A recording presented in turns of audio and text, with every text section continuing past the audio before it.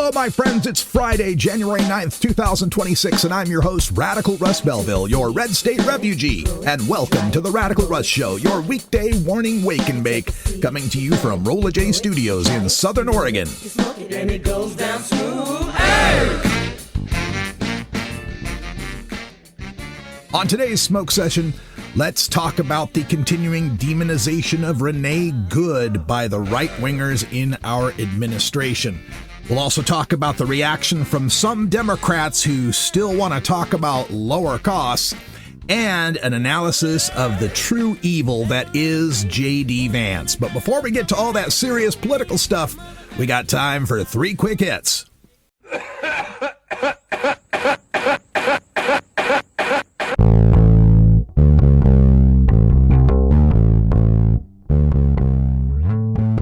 All right, as you know, I have a large social media presence on Blue Sky, and it's the only place I post on social media. And I got to say, I like Blue Sky. Works pretty good. I get to have the conversations and see the videos that I want to see. But there is one major problem, and I'm just going to reach out to the Blue Sky people right here and ask, what the hell is up with the goddamn 2-week-old NFL posts? I got a regular timeline where I'm flowing through and I'm reading about the shooting of Renée Good and the invasion of Venezuela and the news that's happening in Portland and the threats against Greenland. And in the midst of all of this topical stuff are the same 24 posts from now, now it's going to be 19 days ago, that are absolutely irrelevant. Dave Hogg, the Lions lost at home to the Vikings, and Steelers needed a 59-yard field goal to escape the Giants. It's hard to think they could have done anything in the playoffs. That was 18 days ago. Mina Kimes, the Bills pass catchers do not spark joy. 18 days ago. Dustin Nosler, the Rams might get their chance at revenge in Carolina come the playoffs. Yeah, 18 days ago. The Seahawks, Rams, and Niners all clinching a playoff spot by week 16 is wild. 18 days ago. Of course, when the Steelers need to fail, they absolutely come through to keep the pressure on the Ravens. Boo! 18 days ago! Pretty clear Josh Allen is staying away from Myles Garrett today. Lost count of the number of times he's run to the right side or feels he's been standing in the pocket too long and bails to his right. Just not a lot of opportunities to get the number 22.5 sack yet. He got the sack. He got the record. And with that, the Ravens now lead the league in fumbles lost this season, tied with Seattle from 18 days ago. Lamar Jackson is lucky to be alive when he was sacked 18 days ago. And it's just NFL posts. There's no other old posts from anything else, just the NFL.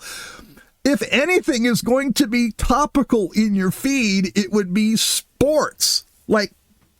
Even a 3-day-old sports tweet is no good. Oh, come on, Blue Sky, you're driving me crazy.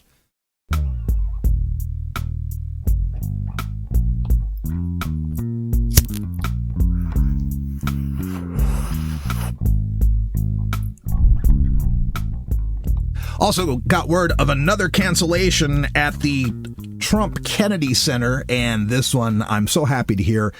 The jazz banjo player, multi-Grammy Award winner Bela Fleck and his band The Flecktones have announced that they have canceled their appearance at the Trump Kennedy Center, which is great news to me because the Flecktones contain who I consider to be the greatest bass player on the planet, Victor Wooten. And I've been doing some bass playing lately. I don't know if you've been following this. If you check out my website at radicalruss.com or you go to my YouTube page, youtube.com/radicalrush, you'll see I've been doing these little bass play along videos, just trying to sight read some new music, get my chops back up. And I've often said that there's 3 levels of musicians when you're a player.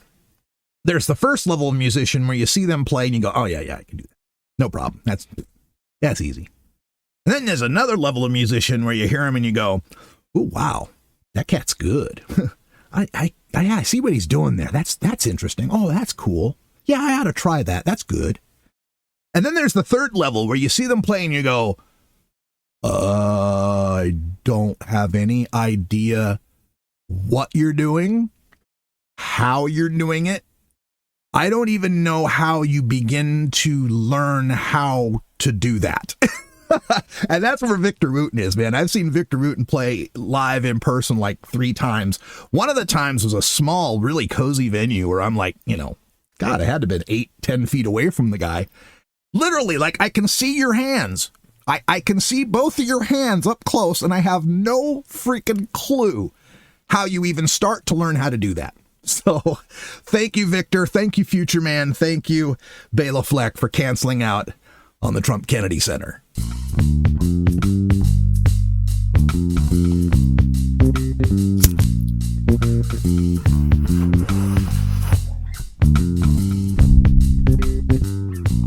And in political news on a local level, we had a recall election here in Josephine County. And of course, in Oregon, they mail all the ballots out to you. So we had our ballots mailed out to us. Very interesting, too, because there's just one thing to vote on, just like one bubble on the bubble sheet. Do you want to recall this Republican commissioner? And I don't know what he did. I remember someone explaining it to me when I signed the petition. Something corruption, something ignoring the people. I don't know. All I know is it's a Republican and someone wanted to recall him, so sign me up. Well, Lady Love and I missed the vote. Our ballots are still sitting on the counter because she was gone and we had the whole emergency with Inez and everything, so we just didn't get around to voting. But the good news is that the recall succeeded by a 2-1 margin. So Commissioner Barrett, I think his name is, Barrett. See, I didn't even care too much about what his name was. All I know, Republican, recall him. Sure, I'm for that. He's out. They ousted the Republican commissioner, which reminds me of how were our founding fathers so short-sighted as to not include some sort of citizen recall mechanism for elected officials at the federal level. I know they came up with the impeachment and reading the Federalist Papers and their view of the hoi polloi, I guess their attitude was, we can't trust the people to just oust one of us. We'll make sure impeachment takes care of it because, the Congress will want to zealously guard its power. And if the president gets all corrupt, why, they'll just impeach him. It's amazing to me that they didn't have the foresight to see hyperpartisanship, right? They couldn't have imagined the entire federal government being captured by one side and the Congress turning a blind eye to the corruption of the executive. They couldn't foresee that? Really? Like, we have recalls for governors in most of the states. We have recalls for judges and commissioners like we had here in Grants Pass. Why don't we have recall mechanisms for congressmen, senators, and the president? Hell, for Supreme Court justices, why not? We should have some sort of citizen recall mechanism. And this idea that the founding fathers couldn't have foreseen there being in America 2 distinct camps of people with their own political will when they had to make fundamental compromises with slave-owning states just to form the country. Oh, sure, you can treat 60% of your slaves as people for apportionment, but they don't get to vote. Yeah, you can do that. Sure, why not? Yeah, and we'll put a 20-year moratorium on ending the slave trade just to mollify you guys. That's great. You made all these compromises with the southern slave-owning states, and you couldn't imagine that someday that descendants of those people might have full control over the federal government, and you've provided the citizenry with no mechanism by which to address that. Thanks, founding fathers. Our top story tonight. Our top story tonight. Bellissimo Francisco Franco is still dead. Of course, our top story again is the continuing onslaught of our federal government, weaponized against the people of the United States, the murder of Renée Good, and now the shooting in Portland of 2 people by Customs and Border Patrol officers. And it's been awakening for a lot of people out there. But I got to tell you, from my point of view, seeing all these people online and in the news, noticing that someone with a badge cold-bloodedly shot and killed an innocent civilian who is trying to comply with conflicting orders, and then the authorities tell obvious lies about the victim trying to cover it up? Why, tell me more, I ask, after 20 years of having covered the war on certain American citizens using non-pharmaceutical, non-alcoholic, tobacco-free drugs. Because I've told this story hundreds of times of cops shooting people because they felt afraid because that person was trying to drive off.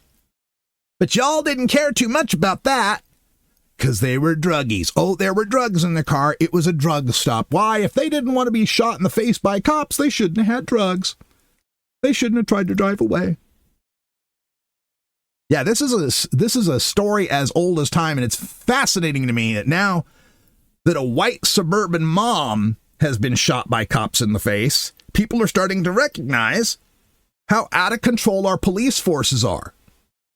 This is a tale as old as the war on drugs. But you didn't care because it was druggies, because it was black guys, because it was Hispanics. As Mecca Okereke, I'm not sure if I pronounced Mecca's name right. Mecca Okereke, great guy. I follow him on Blue Sky. I don't know a lot about him other than he's a black man, he's a tech bro, and he can bench 500 pounds. So, yeah, whatever you say, Mecca. Mecca notes that there were only 6 days last year, 6 days in the year 2025, 6 days that police in the United States didn't shoot someone to death. 6 days out of the entire year of 2025 in the United States of America that went without a cop killing someone. These things happen every day. And as I noted online the other day, fascism is what happens when America does to white people what it's been doing to black and brown and red people for centuries. And people are just starting to wake up to this fact, recognizing that, hey, maybe all the propaganda we've been watching all the way since Dragnet, maybe all these NCISs and CSIs and cop procedural shows that always show these honorable cops acting in the best interest of the people have been feeding us a bunch of bullshit. Everybody saw the video. You could hear the audio on the video. You could see a woman pulling up to a scene and just trying to let people get around her, trying to make a U-turn to get out of the place. When the cops start coming up to her, the SUV comes up behind her with the lights flashing, 2 guys in tactical gear and masks on start yelling at her. Conflicting orders. One of them is saying, move your car, get your car out of here, move your car. The other one is saying, get out of the car, get out of the car. So here's a woman who's hearing 2 people yelling at her. She's hearing, get out, get out, get out. One is saying, get out of the car. The other one's saying, get out of the scene, get out of here. How are you supposed to react to that? And this is very typical in policing. I can't tell you how many drug cases that I've covered where the cops end up shooting someone who wasn't complying because they're giving him conflicting orders. Don't move. Get on the ground. Don't move. Put your hands behind your head. Stop resisting. Don't move. Get on the ground. Well, what is it? Get on the ground or don't move. By issuing those conflicting orders, you're always in violation of one of them. And by violating their orders, they got the excuse to ratchet up the force. Tyler from the internet online writes this out perfectly. See, it's really the fault of the mom, who should have followed directions precisely, accurately, and calmly, like a robot who has been in this situation already 1,000 times. A robot used to violence and glad to obey, with no emotions or amygdala. Really, it's her fault for having an amygdala. It's good and just and right and to live in a society where if you do not follow instructions completely, regardless of whether they are whispered or shouted, reasonable or unreasonable, coherent or mumbled, you should be executed in front of your neighbors. Anything short of perfection means death. Do people arguing this shit hear themselves? Abolishing ICE isn't good enough. Everyone who has ever worked for ICE should spend the rest of their lives on an iceberg, removed from society forever. We'll bring them food. It'll be like a slowly melting 19th century Australia. Suddenly they'll care about global warming, I'll bet. And that's what people are waking up to now. That this woman was murdered for no reason by untrained cops who we now know his name, Jonathan Ross. And apparently the way we know this guy's name, Jonathan Ross, is because it had been reported that he had suffered an injury previously in another incident when he was trying to apprehend someone on immigration-related charges. When that person drove away, he was trying to reach in and unlock the door, reach in inside the car and unlock the door. The driver drove away. His arm is caught in the door, and he ended up getting dragged 100 yards. Had to go to the hospital, had to have stitches, right? So this guy, seeing his fellow officer trying to open the door, and the driver begin to drive, he decides that's not going to happen again. Nobody's getting dragged away on my watch, and fires through the windshield from the side of the car into her face and kills her. I'm watching ABC News and their coverage of this last night, and of course ABC News dutifully found themselves an NYPD cop, a former NYPD cop, who analyzed the video frame by frame, he says. Says, what I saw was an officer getting struck by a car and firing back in self-defense. Well, of course you saw that. Meanwhile, the New York Times takes 3 different angles, analyzes it frame by frame, and shows quite clearly that none of those officers were in danger. There were no officers in front or behind her car where she could have run over them at any time. Every independent entity that views these videos comes to the same conclusion, except the cop that the ABC News managed to find to talk about the situation. To try to demonize Renée Good, DARVO, deny, attack, reverse victim and offender, what abusers always do. It's your fault for making me hit you. Why did you make me hit you? And already the folks on the right, they're already excusing the murder. The Twitter X over there, you got people saying, ha ha ha, pronouns in bio, ha ha. At first I was a little, I was anticipating the fact that this is a white woman who got killed. Maybe people will start to pay attention. You know, it happened to a white woman, but, oh, lesbian, sorry, disqualified from any consideration and any sort of care. Obvious leftist, one of the gays. That's what they're doing. They're already dehumanizing her. I want to play you some audio. This is audio from outside of, I guess, the ICE facility. It's at night. It's last night after the shooting, after the killing of Renée Good. And they've made a makeshift memorial out front of this ICE facility. People have chalked up the sidewalk, R.I.P. Renée Good, etc., and lit some candles. And so there are some candles sitting out when this big, fat, he got to be 6'2" and, I don't know, 270 ICE goon comes out from the gate, and he's kicking over the candles for Renée Good. And this gentleman bearing a fuck Trump flag, who's there protesting, makes his displeasure known to that ICE officer, who then gets into his face to try to intimidate him and to escalate some violence. Really, you fucking punk? That's what you're gonna fucking do? What? What? What? What? Do you know what Back the fuck up. is that is for? Back up. What is that for? Back up. What is that for? Back up. What is that for? Back up. You're gonna push me? What is that for? Back up. What was that I don't for? give a fuck. You don't give a fuck about Back her? up. Bro, this is why we're here. Back up. This is why we're here. Back up. What's her name? Renee Good? Back up. And you fucking, that's a memorial to her. That's a memorial to her. Toward the end of that video, there's another ICE officer, a taller, thinner one, who seems to be calmer and is trying to take the temperature down there. He's getting between the big fat ICE officer and the bearded protester and leading the bearded protester away.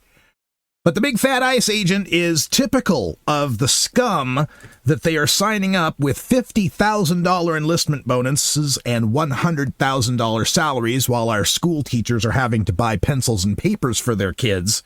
They found another one of these ICE goons off duty in Minneapolis. Some protesters found him because he had this distinct SS Nazi tattoo behind his ear.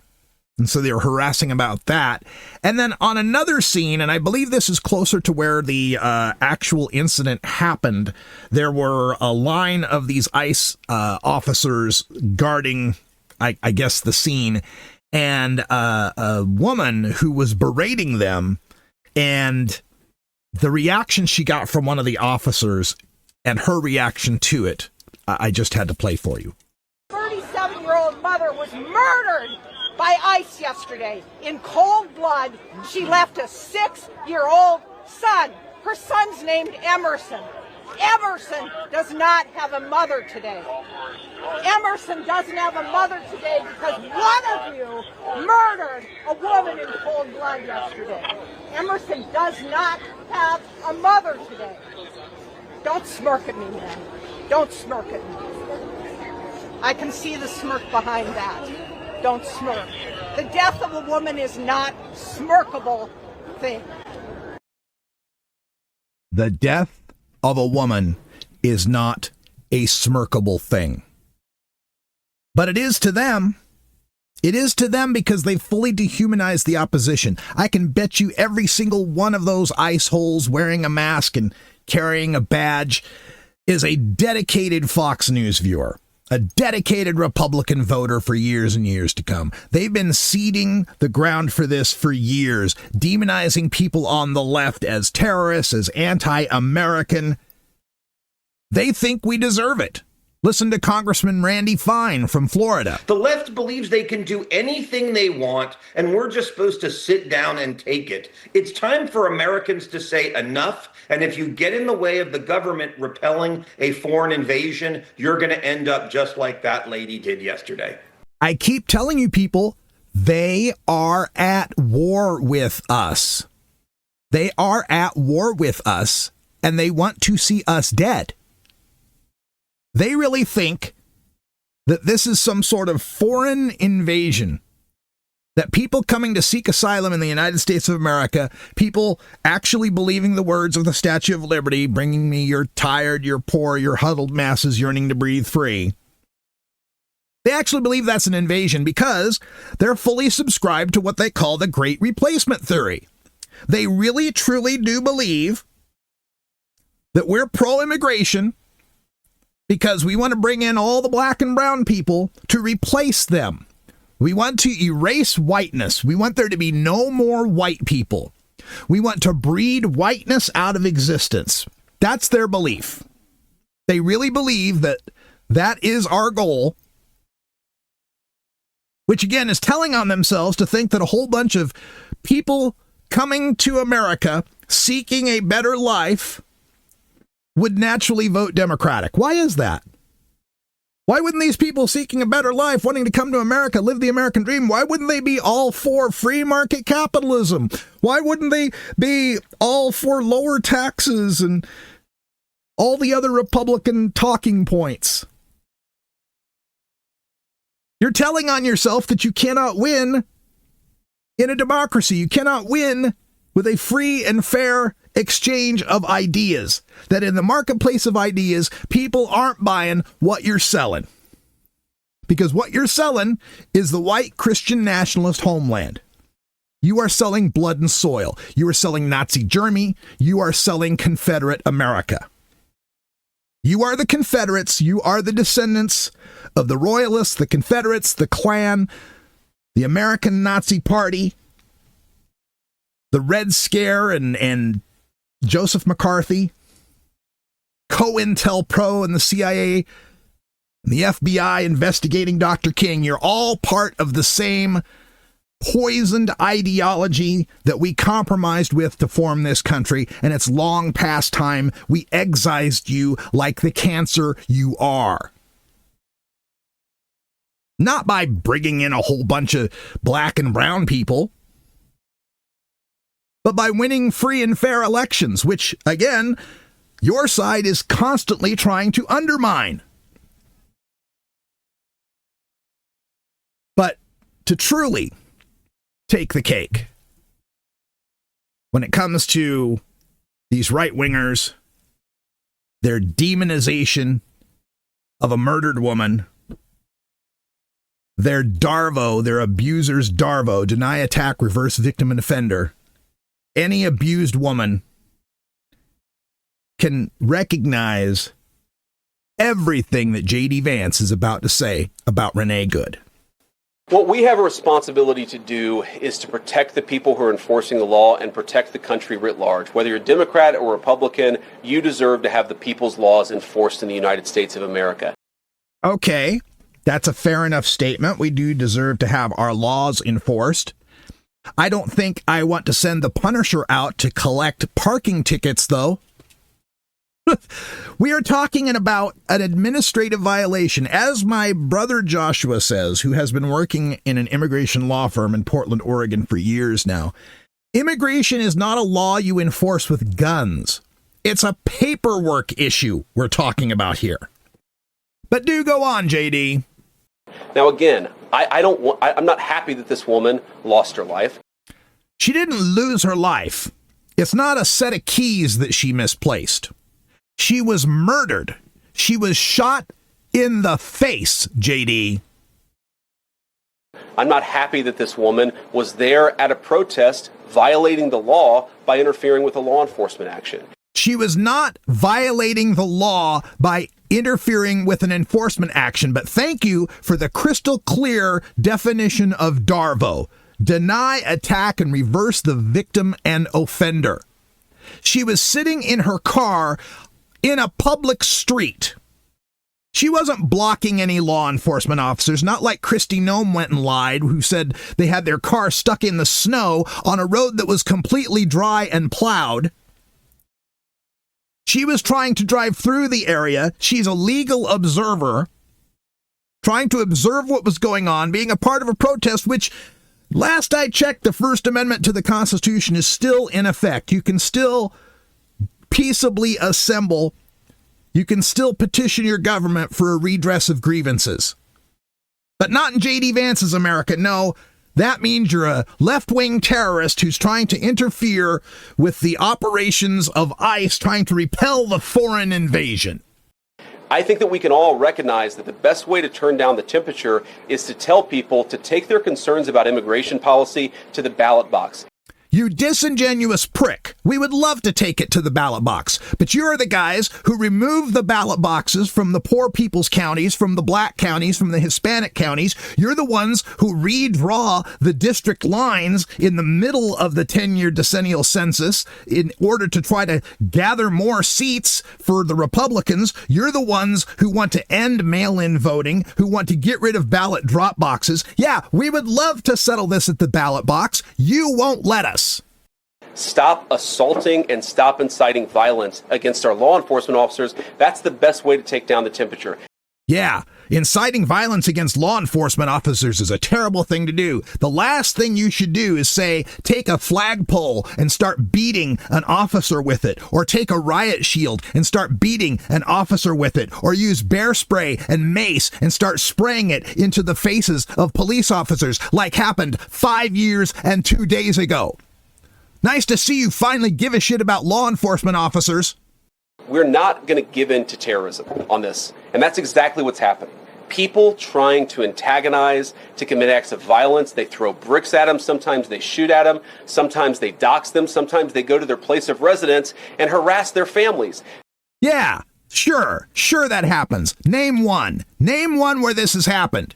Meanwhile, we've got video after video of people peacefully protesting, priests standing out there praying with their arms in the air, being shot point blank in the face with pepper balls. We got video after video of ICE instigating the violence, raising the temperature. And you want to blame us? This is classic terrorism, and we cannot say that when a far left fringe is inciting violence against our brave law enforcement officials that we're no longer going to enforce the law. Yeah, it's only when the far-right fringe is instigating violence against law enforcement officers that we're not going to enforce the law. Hell, we'll pardon all 1,600 of them. That's rewarding the very people who are engaged in this garbage. The actual reward that they just got is a new assistant attorney general who is going to prosecute and investigate this stuff even more aggressively than before. Well, at least that's nice to hear, that there's at least one administration that's interested in putting someone in the Attorney General's office to prosecute people who go after, who instigate violence against law enforcement. Merrick Garland, I'm looking at you. So now we've got these cities that are having to shut down their school systems. This after the situation with Renée Good, they sent more ICE agents over to some high school, Roosevelt High School, I think it was called. Maybe I'm wrong on that, but some high school ICE agents show up and start tackling people during dismissal, the teachers' aides and such. This causing this chaos everywhere they go. So in response, Minneapolis shut down its schools for the rest of the week. We are under such an attack by our own federal government, we have to shut down our schools. And you know what? Good. Let's do more of that. In fact, I think we should escalate this now. I think we should set it up so that when ICE shows up in your city, it's a snow day. It's an emergency declaration. The mayor makes an emergency declaration that the city is shut down. No schools, no businesses, no traffic, no road. Automatic curfew, everybody has to stay in. We shut the city down like it's 2020 COVID time. Empty streets. No cash registers ringing. Everyone stays home from work. The mayor makes a proclamation. ICE has arrived in this city to commit terror against our citizens. We're urging everyone to shelter in place. ICE shows up somewhere, send out the snowplows. Plow the roads so that they're stuck in snow in those roads. Set up construction sites. Squeeze out the lanes. Make it as difficult for them to operate as possible. I keep thinking back to every time that I've ever seen protests out of France. When, like, France, dares to even possibly suggest that maybe perhaps they're going to cut just maybe an hour off their vacation time or something like that. And they shut Paris down. Farmers show up with their tractors and circle the Arc de Triomphe. They shut down traffic. They make their voices heard by putting their bodies and their machines on the line, and they shut down capitalism. And folks, that's the only thing that's going to work. That's the only weapon we have against them is money, is to shut down their economy, because that's all they care about. That's all they care about is making more of the money. I see other people out there like, this is what the Second Amendment's for. How come we're not doing the Second Amendment? Well, folks, first of all, let's just understand something about the Second Amendment. The Second Amendment only exists for white people. That's a white people's right. Ask any black folks out there about the Second Amendment and how comfortable they feel about open carrying or concealed carrying.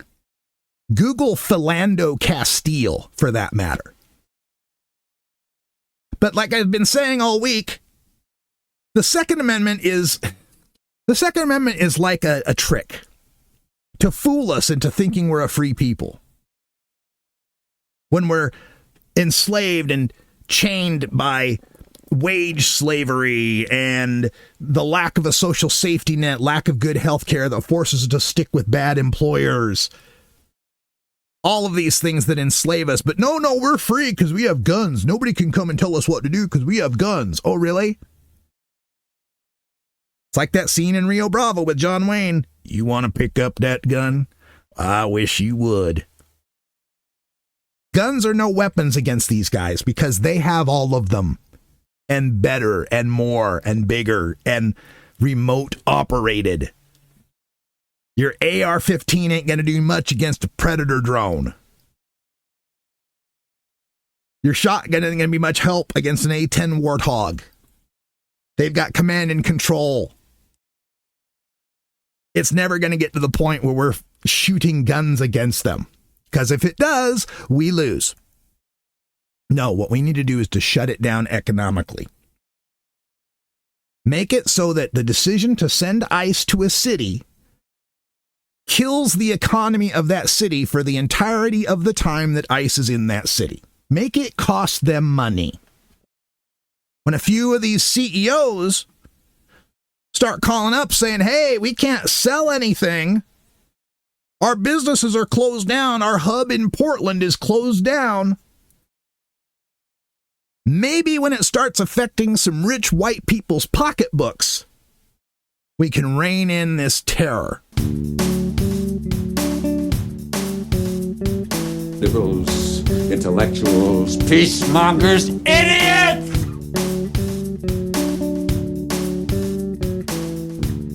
So speaking of terror, did you notice how quickly everything became about terror these days? When it comes to invading Venezuela, there's narco-terrorists down there. Narco-terrorists. They're going to blow us up with cocaine, I guess.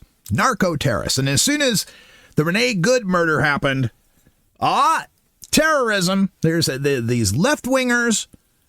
You heard J.D. Vance say it himself. This is like an act of terror. The terror being brought to us by the left. All this terror. We keep hearing about terrorism because we've been conditioned for about 25 years now to recognize terrorist as the thought-terminating term for bad guy evil we must kill. Oh, terrorist, we don't need to debate anymore. They're terrorists. They're engaged in terror. 9/11, don't forget 9/11, terror.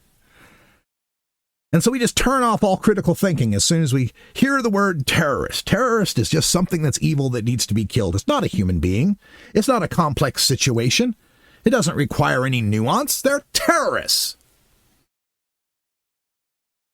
And while we love to blame the Republicans for their invocations of terrorism to justify whatever terrorism they wish to inflict upon us, let's not forget how much the Democrats had to do with bringing us that terrorism label as well. You remember after 9/11, maybe if you're old enough,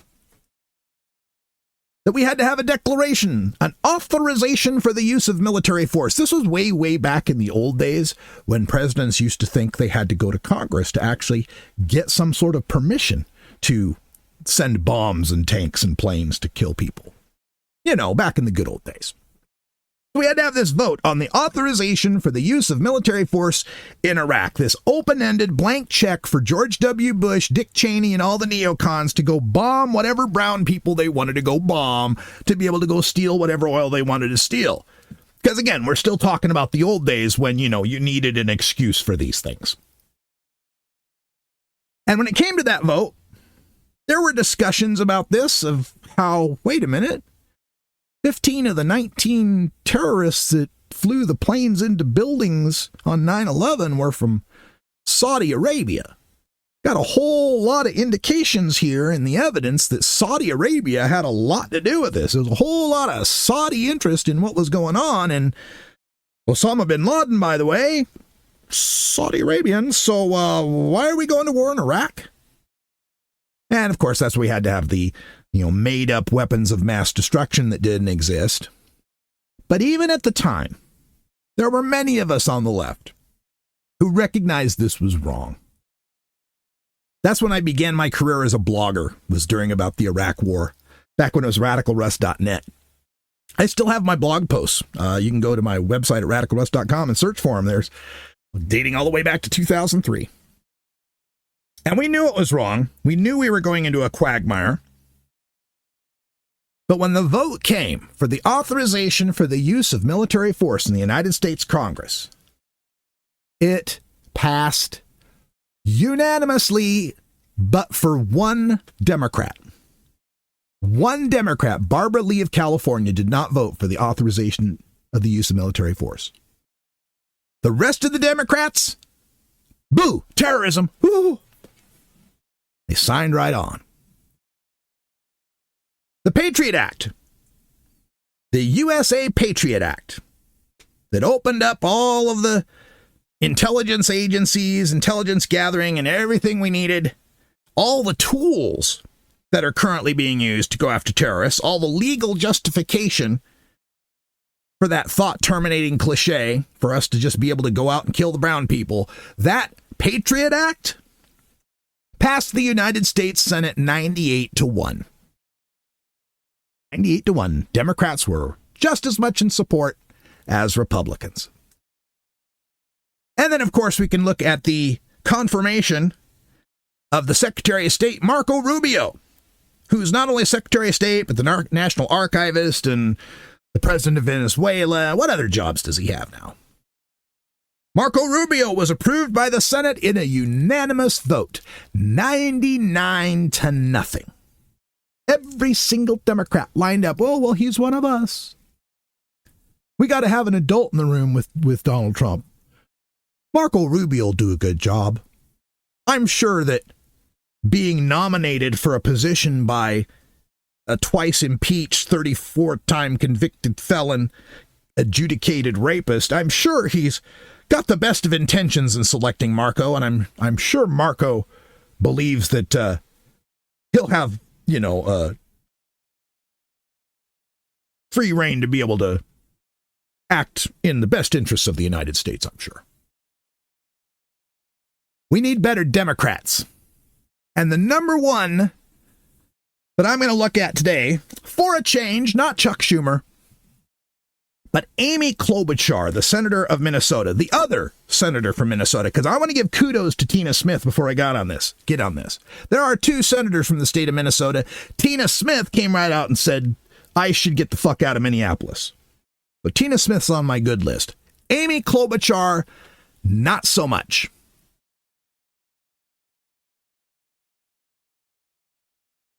21 hours ago, Amy Klobuchar posted, I just voted for the bipartisan bill to prevent President Trump from continuing his war in Venezuela without authorization from Congress. In an unexpected move, 5 Republicans joined us to move this forward. We need to lower costs in America, not try to run another country. You're still on the lower costs thing? We've got ICE agents murdering women in broad daylight on camera. We've got a president illegally invading a foreign country and seizing its leader, kidnapping its leader, and then threatening a fellow NATO ally with the taking over of Greenland.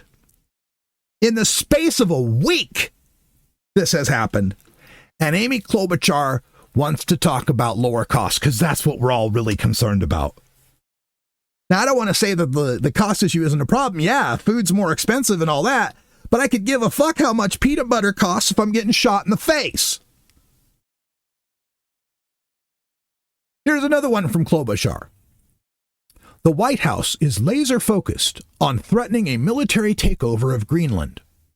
Where's the same focus on lowering costs? Like, what? Who are these posts for? Like, what? Trump's going to see him and say, oh, yeah, right, I should lower some costs. I swear to God. Amy Klobuchar, it's a noun, a verb, and lower costs. As Matt Novak notes on Blue Sky, elected Democrats are going to be tweeting, how does this lower the price of eggs while mushroom clouds dot the horizon? It is so past time for us to get past these milquetoast, centrist, Democrats who cannot see the fight that's in front of them. We are under attack. This has been a successful coup by the Confederacy that started on January 6th, 2021, and continues to this day. They are in the midst of what they call a second American Revolution, which will be bloodless if the left allows it. They're on a mission from God, Democrats. They sincerely believe the United States was divinely founded to be a white Christian nationalist homeland, and they are doing everything in their power to make that happen, and they are willing to kill the people who get in the way of that. Wake up to the battle that's in front of us. Every tweet you put out about, oh, what does this have to do with lowering prices, reframes you as being ignorant of the stakes. It puts you back into trying to make this a regular, everyday, normal election. It gives your followers the sense that, oh, well, maybe things really aren't that bad. Oh, maybe that lady was a terrorist. Maybe she was wrong in getting herself shot. Maybe she shouldn't have been there. I see so many people on my feed internationally. Why aren't you Americans in the streets? Why aren't you, sacking your government? Blah, blah, blah. And yeah, there's some point to that. Although I will also point out there have been huge, massive protests. Our media doesn't cover it. But there's only so far we can go with spontaneous personal protesting that lacks any sort of leadership. Yes, there were millions and millions of people who marched for civil rights in the 50s and 60s. But they had to have their MLKs and Fred Hamptons and Eldridge Cleavers and Bernard Rustins and Rosa Parks to march behind, to have some idea where we're going. Our spontaneous protests now are just, we're pissed off about what's happening. We don't want it to happen anymore. Make it stop happening. But we as the people can't provide the direction for how to change it. That's where the leadership comes in. And the only people I see leading on these issues are, Alexandria Ocasio-Cortez, Jasmine Crockett, Jamie Raskin, Swalwell's been good on some of this, Chris Murphy in the Senate. There's a few that get it, but far too few, and so many more of them, the Chuck Schumers and the Amy Klobuchars, who are these button-down, centrist, corporate, go-along to get along, take the AIPAC money, that are going to be the death of us. I'm more pissed off at the Democrats than I am at the Republicans. Like, being pissed off at the Republicans is like being pissed off at your puppy that just tore up your pillow. Like, it's a puppy. That's what puppies do. You left the puppy alone with the pillow, you're going to come home with a torn up pillow. You can't be mad at the puppy. That's what they do. So I can't be mad at the Republicans as much as I'm mad at the Democrats because, well, that's what Republicans do. They're fascists. They're white supremacist fascists. That's what they're going to do. You have to expect they're going to do that. But from Democrats, I expect better. From Democrats, I expect a party that stands up for the poor, for the disenfranchised, for the marginalized among us. The party that seeks to actually act as if we're a Christian nation and take care of the least of us. You were hungry, I gave you bread. You were thirsty, I gave you water. You need a place to sleep, I gave you a place to sleep. That's the Democratic Party I want. I want one that's going to fight against these terrible, awful Republicans. I posted this the other day. It seems like the past 25 years, this 21st century has been one big experiment to see just how toxically, politically bad Republicans can get and still beat Democrats in elections. I mean, really, it seems to me, the pattern I've seen in my political life is that Republicans get elected and then they fuck things up so badly that America has no choice but to elect a Democrat. Reagan, Bush, for 12 years, fucked things up so badly, we had to elect Bill Clinton. And then Democrats screw it up for themselves by betraying what it was that brought them to office in the first place. What brought Clinton to office in the first place was Reagan turning the country over to the right wing, killing the link between productivity and wages, enriching the rich, lowering all the top tax rates. Literally any graph you want to look at of the well-being of the middle class, of labor, of wages, anything beneficial to average normal Americans, find a chart of that and find 1980, and that's where that chart will turn down for us. Ronald Reagan is where the chart changes. In any chart you want to bring up, Ronald Reagan is where it starts to go to shit for most of us.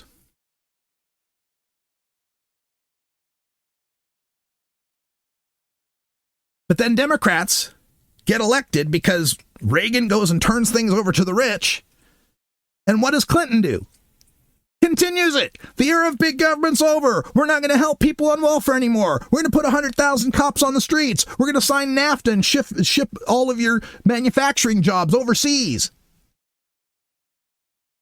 Democrats get elected because Republicans are shitty to the average people.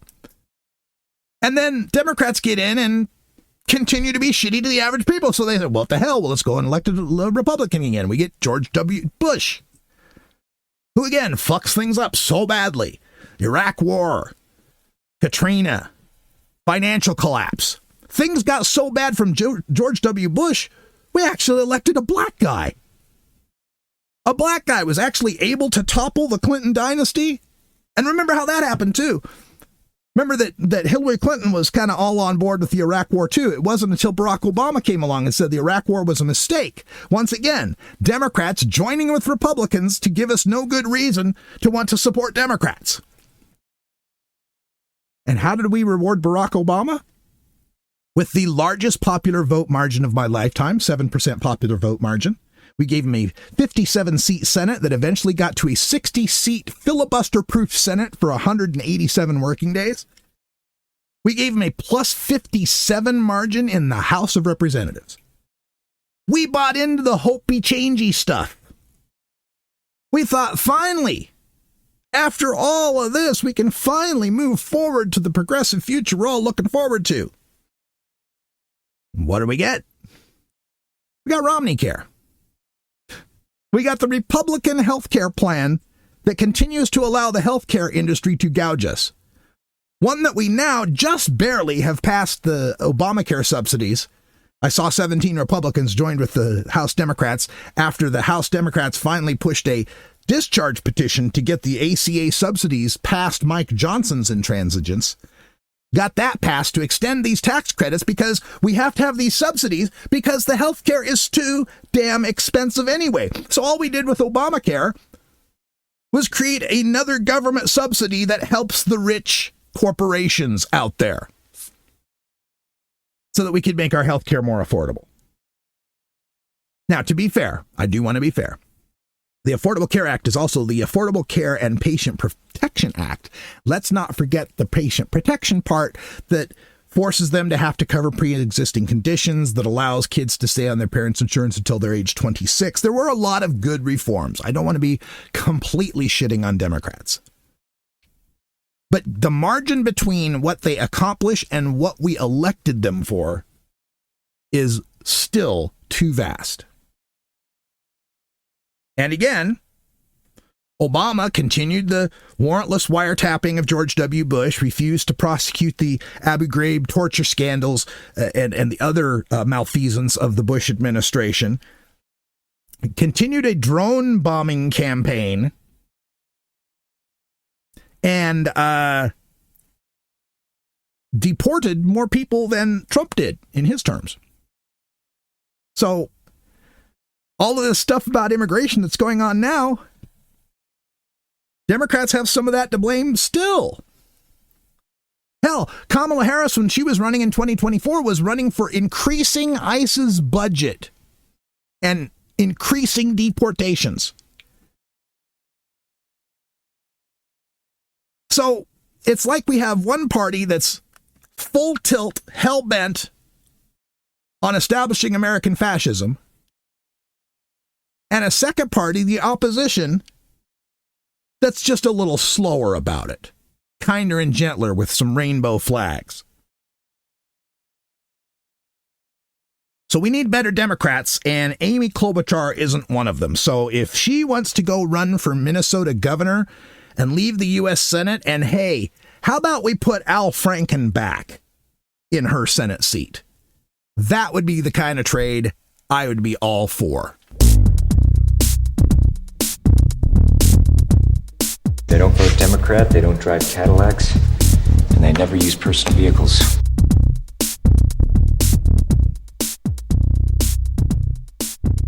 And speaking of Minnesota, the other attack that's going on the state of Minnesota, I kind of briefly mentioned Tim Walz, the governor, who is retiring rather than run for re-election to a historic third term. And it all has to do with this scandal in the state of Minnesota involving some of the Somali immigrants and some fraud, millions and millions of dollars of fraud having to do with Medicaid paying to daycare centers, something along those lines. And of course, who else but J.D. Vance would be there to jump all over that and slander and demonize poor people? Look, you have to ask yourself, if you're in Minneapolis and you have a person who came to the United States impoverished 2 months ago, and all of a sudden they're driving a Mercedes or a Lamborghini, it is your job as a public official to ask, how did that person get so rich so quickly when they're also collecting a welfare check? The fact that that's failed so often in Minnesota, but frankly, it failed in California and other states as well, means that we have political I would say political corruption, welfare corruption at a very massive scale. Man, the ability of these people to say these things with a straight face is just amazing to me. And first of all, the estate of Ronald Reagan should get a royalty check every time J.D. Vance tries to steal the Cadillac Welfare Queen trope. God, we've been hearing this for 40, 50 years now. The idea that someone in 2 months is going to have Lamborghini money seems a little bit far-fetched to me. But okay, we're so concerned about corruption. We're so concerned about people who shouldn't be dipping at the government trough, taking that money when they don't deserve it. You're saying this with a straight face at the same time that the President of the United States is accepting bribes in the form of 747s and gold bars, where they've set up pump and dump crypto coin scams, where the dude is literally hawking watches and Bibles that he has signed. You want to talk about corruption? You want to talk about Somalis corrupting some child care system, arriving here impoverished, getting a welfare check and driving around in Lamborghinis, when Kash Patel is using FBI planes to go see his girlfriend play in Nashville, when Kristi Noem has had 2 jets purchased for her with taxpayer monies to be able to fly around with her boyfriend Corey Lewandowski. The sheer audacity of these sons of bitches to attack anyone else for corruption and fraud is astounding.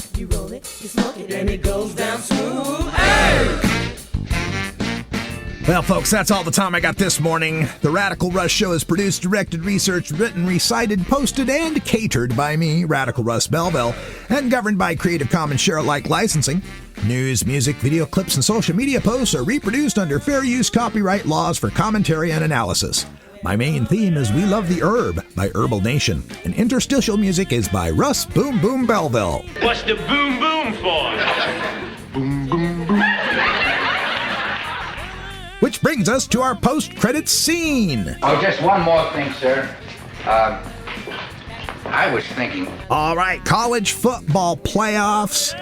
The semifinals, we had Miami playing Ole Miss last night. Came down to a last play, failed Hail Mary attempt by Ole Miss, and Miami ends up winning it. The number 10 ranked Miami Hurricanes, who were put into the playoffs ahead of Notre Dame, who complained about it.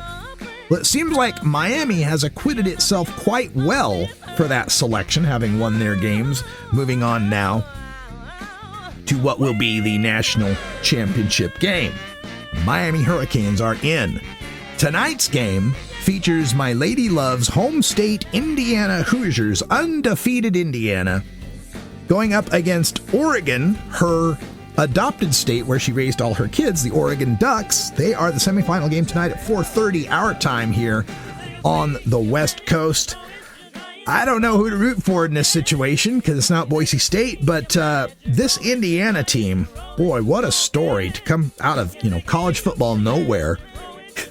This is a team you'd more expect to see at the top of the college basketball tournament, not the college football tournament, but Indiana's undefeated. I'd like to see them continue to go undefeated. I'm calling it Indiana over Oregon, setting up the Indiana-Miami National Championship, which, if that's the case, I'm going to call it for Indiana as well. I'm calling the Cinderella season. Indiana goes undefeated, becomes national champs. Let's see if I'm right. You can contact me by email at radicalruss@gmail.com. Call my message line at 877-RUSS-420. That's 877-877-420. And reach me on social media on Blue Sky as radicalruss.com and nowhere else. You can support this podcast financially by donating to Radical Russ on Venmo, Rad Russ on Cash App, or via PayPal on my website at radicalruss.com. Get this podcast on Spotify, Apple Music, YouTube, my website, or wherever you get your podcasts. Thanks for listening, and until next time, take care of each other.